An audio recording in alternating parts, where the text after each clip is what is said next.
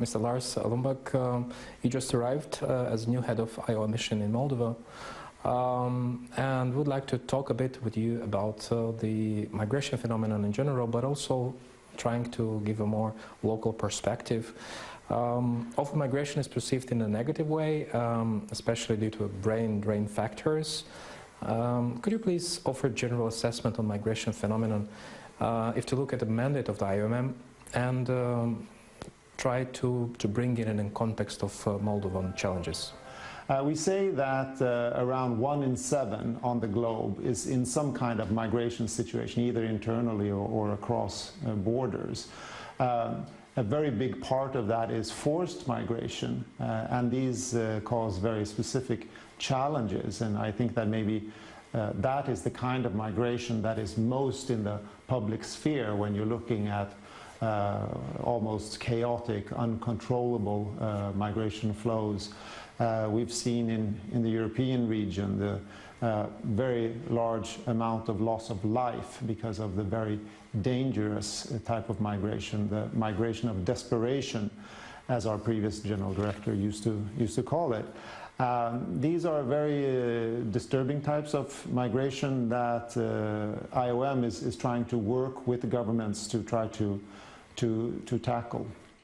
But now in the rising era of populism in Europe, but international as well, how IOM is trying to mitigate the negative narrative on migration, how IOM is trying to address the issue of xenophobia, violence against migrants.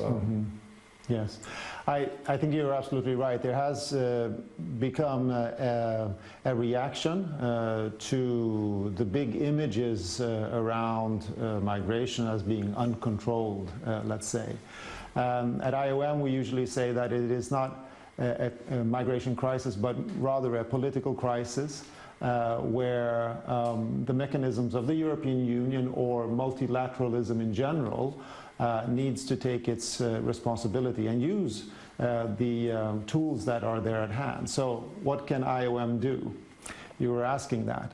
Well, we try to work with governments to look at ways in which migrants can be integrated into the labor force, for instance.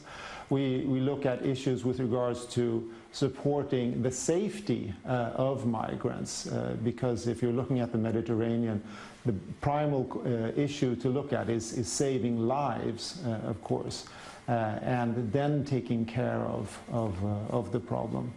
And that is what we need to work at, and trying to look at the situation as it is, instead of reacting in a way that is not really in line with the current reality, I would say.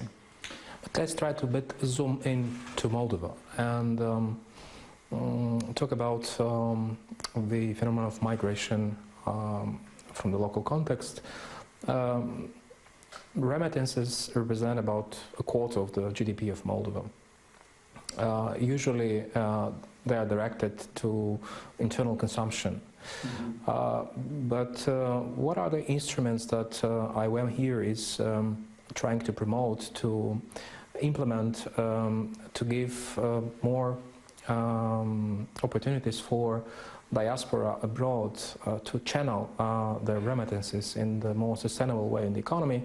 And the second question, which is relating to it, is as well how to strengthen the links, how to strengthen the connections between the diaspora working or living abroad with their communities at home.